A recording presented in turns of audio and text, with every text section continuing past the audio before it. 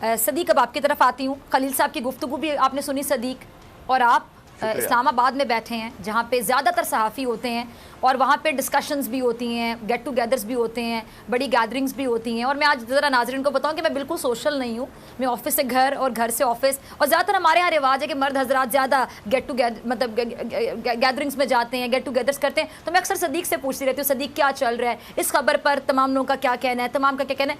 اب اس ایشو پر مجھے پتہ ہے کہ زبان زد عام ہے صدیق, آپ کا اٹھنا بیٹھنا ہر طرح کے صحافیوں کے ساتھ ہے. اس ایشو پر تمام صحافیوں کی زیادہ تر رائے کیا ہے, اور جس طرح کا behaviour so called senior pseudo intellectual میں کہوں گی ان کی جانب سے کیا گیا, اس پر آپ بطور صحافی کیا کہتے ہیں؟ دیکھیں بات یہ ہے کہ یہ 8-10 لوگ جو ہیں نا, جو جن کا ایجنڈا ہوتا ہے, جن سے ویسے ہی جن کی منافقت ایک کے بعد ایک کر کے بے نقاب ہو چکی ہے اور لوگ ان کے چہرے اچھی طرح جانتے ہیں, بدقسمتی سے انہی کو پورا میڈیا قرار دے دیا جاتا ہے. ورنہ یہ 8-10 لوگوں کے علاوہ رپورٹرز ہیں یا چینلز میں کام کرنے والے باقی لوگ ہیں, وہ تو سنسیئرٹی کے ساتھ اپنا کام کر رہے ہوتے ہیں. جہاں تک ان 8-10 لوگوں کی بات ہے جنہوں نے لمبی لمبی زبانیں نکال کے اور ان کے اوپر چڑھ دوڑے طارق جمیل صاحب کے اوپر, تو وہ آصف محمود صاحب ہیں, انہوں نے بڑا اچھا لکھا ہوا تھا کہ یہ جو گز بھر زبانیں ہیں نا تمہاری, جو لوگ بکواس کر رہے ہیں طارق جمیل صاحب پہ, اس گز بھر زبان کے 2 انچ نیچے تمہارے گریبان ہیں. اپنے گریبان میں جھانک کے دیکھ لو کہ میڈیا یعنی تم لوگ سچ بولتے ہو یا جھوٹ بولتے ہو. پھر مجھے حیرت اس بات پہ ہوتی ہے ڈاکٹر صاحبہ کہ میں نے دیکھا کہ 3-4 چینلز نے طارق جمیل صاحب کو کاؤنٹر کرنے کے لیے کس کو بٹھایا ہوا تھا, مولانا طاہر اشرفی کو. اب اگر طاہر اشرفی صاحب یہ درست کہہ رہے ہیں کہ میڈیا سچ بولتا ہے, تو پھر یہ وہی میڈیا ہے جس نے طاہر اشرفی صاحب کے بارے میں کہا کہ وہ شراب کے نشے میں دودھ پکڑے گئے, الٹیاں کر رہے تھے اور ان کے کپڑے خراب ہو چکے تھے. میڈیا اسی طاہر اشرفی کے بارے میں کہہ چکا ہے کہ وہ منی لانڈرنگ کرتے تھے, وہ دہشت گردوں کے ساتھی ہیں. اگر میڈیا سچا ہے تو پھر طاہر اشرفی صاحب کے اوپر وہ جو میڈیا نے خبر دی تھی کہ وہ شرابی ہیں, شراب کے نشے کے دھت میں پکڑے گئے, الٹیاں کر رہے تھے, وہ بات ٹھیک ہے. اور اگر میڈیا جھوٹا ہے تو پھر طاہر اشرفی جھوٹا ہے کہ جو طارق جمیل صاحب کو غلط کہہ رہا ہے. مسئلہ یہ ہے کہ اب آپ اندازہ لگائیں کہ ہمارے کچھ اینکرز کو طارق جمیل صاحب کو کاؤنٹر کرنے کے لیے طاہر اشرفی کی ضرورت پڑ گئی. آپ انحطاط اور زوال دیکھیے اور بدقسمتی دیکھیے. اور یہ سب سے زیادہ تکلیف ہوئی حامد میر صاحب کو, ظاہر ہے سچ کڑوا ہوتا ہے, ان کو سب سے زیادہ تکلیف ہوئی. میں ان کی ابھی ظاہر ہے یہ پورا پروگرام بھی کم پڑ جائے گا, 25 سے 30 آپ کو فنگر ٹپس کے اوپر خبریں ان کی میں آپ کو گنوا سکتا ہوں جو جھوٹی خبریں ہیں. اتنے جھوٹ وہ بولتے ہیں. سب سے زیادہ جو جھوٹ جن کے سوشل میڈیا پہ لوگوں میں جو سب سے زیادہ اس وقت لوگوں کو پتا ہے کہ انہوں نے یہ جھوٹ بولے ہیں, وہ حامد میر صاحب ہیں. سب سے زیادہ تکلیف ان کو ہو رہی تھی اور وہ کہہ رہے ہیں میں انڈورس کرتا ہوں جی طاہر اشرفی صاحب کو. اچھا صدیق, میں آپ کی بات میں ایک بات ایڈ کرنا چاہوں گی, پھر آپ اپنی گفتگو کو کنٹینیو کیجئے گا. وہ آپ نے کہا کہ سب سے زیادہ تکلیف ان کو ہوئی ہے, تو مجھے تو بالکل یہ لگا, اس طرح وہ ایک جملہ ہوتا ہے نا کہ چور کی داڑھی میں تنکا. اب آگے آپ مکمل کر دیجئے. جی بالکل آپ نے درست کہا, چور کی داڑھی کی تنکا. میرا یہ خیال ہے کہ میں نے جو اپنا پوائنٹ آف ویو دینا تھا وہ دیا ہے. میرا خیال ہے ہمیں اس موقع کا فائدہ اٹھانا چاہیے کہ خلیل الرحمان قمر صاحب ہمارے ساتھ ہیں, تو ان سے زیادہ بات کرنی چاہیے تاکہ لوگ زیادہ ان کو سننا چاہتے ہیں. بالکل ٹھیک ہے, قمر صاحب کی طرف میں آتی ہوں. ٹھیک ہے, بڑی اچھی بات کی آپ نے صدیق, بہت اچھی بات کی. دیکھیں ایسے صحافی بھی ہیں کہ جو بڑوں کو ریگارڈ دینا جانتے ہیں, اور آپ عالم دین کا مذاق اڑا رہے, تمسخر کا نشانہ بنا رہے, اور اس کے بعد آپ سمجھ رہے ہیں کہ بہت بڑی اچیومنٹ ہو گئی. شرم آنی چاہیے ایسے لوگوں کو. خلیل صاحب آپ کی طرف آنا چاہتی ہوں. اب یہ جو واقعی اینکرز جو معافی کا مطالبہ کر رہے تھے, کیا انہوں نے کبھی زندگی میں جھوٹ نہیں بولا ہوگا, کیا انہوں نے زندگی میں کبھی غلطی نہیں کی ہوگی؟ اور ساتھ ہی میں ایڈ کرنا چاہوں گی, آپ نے کہا کہ ان کو معافی شاید نہیں مانگنی چاہیے تھی. مجھے لگتا ہے کہ اس بندے نے معافی مانگ کے اپنا قد بڑھا لیا. پوچھیں کیسے؟ جو ضدی بندہ ہوگا اور وہ غلطی بھی کرے گا, اپنی غلطی بھی نہیں مانے گا, وہ کہے گا میں نے غلط نہیں کیا. لیکن چلے انہوں نے معافی مانگی, جو بھی ان کے ذہن میں تھا, جو بھی سوچ کر مانگی, مجھے لگتا ہے انہوں نے اپنا قد بڑھا لیا. کیا یہ لوگ معافی مانگیں گے جو ان سے سوال پوچھ رہے تھے؟ کبھی معافی مانگیں گے؟ انہوں نے کیا کبھی زندگی میں غلطیاں نہیں کی؟ میرا جو ذاتی خیال ہے ڈاکٹر فضا, میرا جو ذاتی خیال ہے وہ آدمی بڑا اس لیے ہو گیا ہے کہ اس نے شاید ملکی حالات کو سامنے رکھا, ورنہ انہوں نے جو بات کہی تھی کیا اس بات میں کی آپ کہیں نے, جھوٹ اور غلطی کہاں تھی. بالکل وہ بالکل سچ کہہ رہے تھے. جس قدر جھوٹ بولا جاتا ہے ان چینلز کے اوپر, یہ خدا کی قسم جھوٹ کی کمائی کھاتے ہیں.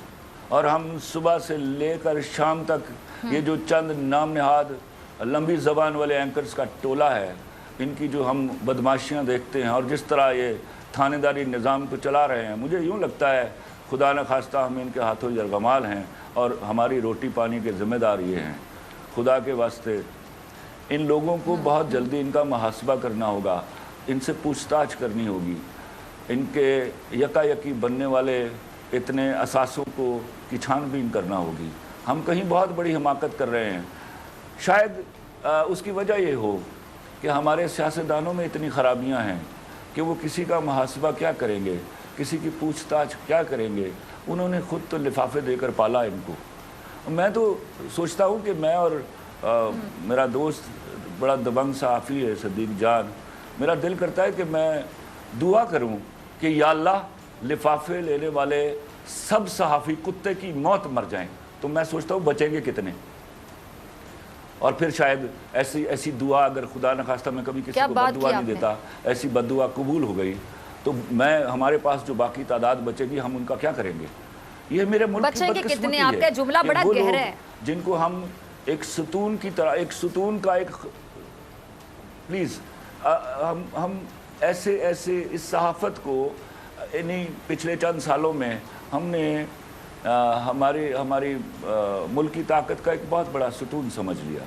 खुदा की कसम खा के कहता हूँ, यही वो हिमाकत है जो हमने कर दी है। इस हिमाकत की बिना पर अगर ऐसा करना था तो सहाफ़ियों को खुदा के वास्ते पहले इनका कोई ट्रेनिंग प्रोग्राम शुरू करते, पता तो चलता कि इनमें सच बोलने की ताकत और गुर्दा है।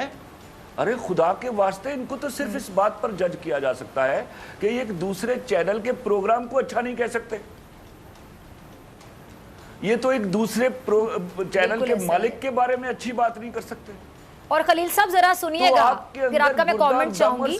मैंने सुन रखा था, बल्कि मतलब बड़ा ये आपको पता है कि ये बड़ा आप समझ लें कि जी खलील साहब यहाँ पे ज्यादातर आपको भी पता है कि बात की जाती है कि जी औरतों में हसद होता है, मर्दों में नहीं होता। औरतों में ज्यादा हसद होती है। वैसे अल्लाह का शुक्र है मैं किसी से हसद नहीं करती। मुझे को खूबसूरत खातून लगती है, उसकी तारीफ करती हूँ, अच्छा काम करती, अप्रिशिएट करती हूँ, क्योंकि मैं अपने आप में बहुत मुकम्मल हूँ, मैं अपने आप से बहुत खुश हूँ, मैं बहुत कॉन्फिडेंट हूँ, इसलिए मैं किसी से हसद नहीं करती। खलील साहब ऐसे सहाफ़ी मैंने देखे हैं जो बहुत बड़े सहाफ़ी हैं, वो औरतों से हसद करते हैं। ऐसे मर्दों के बारे में क्या कहेंगे आप? प्लीज सुनिए डॉक्टर फिजा, मैं जब बैंक जाने लगा ट्रेनिंग ख़त्म होने के बाद, तो मेरे अब्बा ने मुझे रोक कर कहा कि सुनो यार, वहाँ नालायक लोगों से बचना। तो मैंने कहा वो नालायक लोग मुझे कैसे पता चलेगा कि ये नालायक हैं फिलफौर। तो वो मुस्कुराए और उन्होंने कहा वो जो बहुत ज़्यादा भौंक रहे हों और काम कोई ना कर रहे हों और किताबें सारी सामने रखी हों, उन्होंने समझना वो नालायक लोग हैं। तो याद रखिएगा, ये जो आज इतनी जुर्रत आ गई, पहले ये शुरू हुए सियासतदानों से, फिर फ़ौज पर भौंके, अब हद ये है कि ये इतने बड़े आलिम दीन पर भौंक रहे हैं।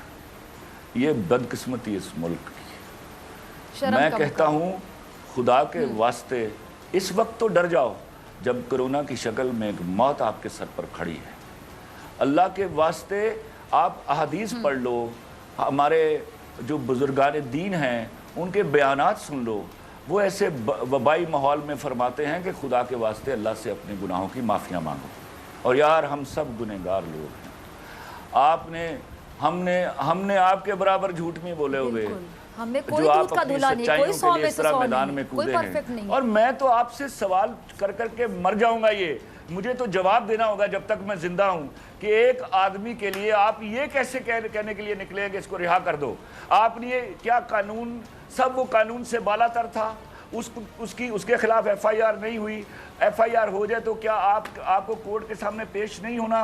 आप खुदा के वास्ते आपको कोई शर्म नहीं आती कि बजाय इसके कि आप ये बोलते कि इस आदमी को इंसाफ दिया जाए। मैं भी कहता हूँ इस आदमी को इंसाफ दिया जाए, अगर वो बेगुनाह है तो उसको छोड़ दिया जाए। आप सारे का सारा टोला एक इंतहाई अमीर कबीर आदमी। अच्छा खलील साहब, वैसे मेरा तज्जिया है कि इंसाफ वो मांगता है जो बड़ा कॉन्फिडेंट होता है कि मैंने कुछ गलत नहीं किया। आपको खौफ नहीं आ रहा, हत्ता कि जावेद हाशमी जैसा आदमी, वो बीमारी की उस हालत में जहां मौत सामने खड़ी, अल्लाह ताला उनको जिंदगी दे, वो बिला खौफ, वो भी मास्क पहनकर उस शख्स की रिहाई के लिए बाहर निकल आया है। और यार अल्लाह से डरो खुदा के वास्ते। ठीक है, हम माशी तौर पर एक पाताल में गिरी हुई कौम है, हम सियासी तौर पर इतने झगड़ों में उलझे हुए हैं। खत्म हो गया। खलील रहमान कमर साहब, हेलो गाइस, हमारे चैनल को सब्सक्राइब करें और न्यू वीडियो के लिए बेल आइकन को जरूर दबाएं।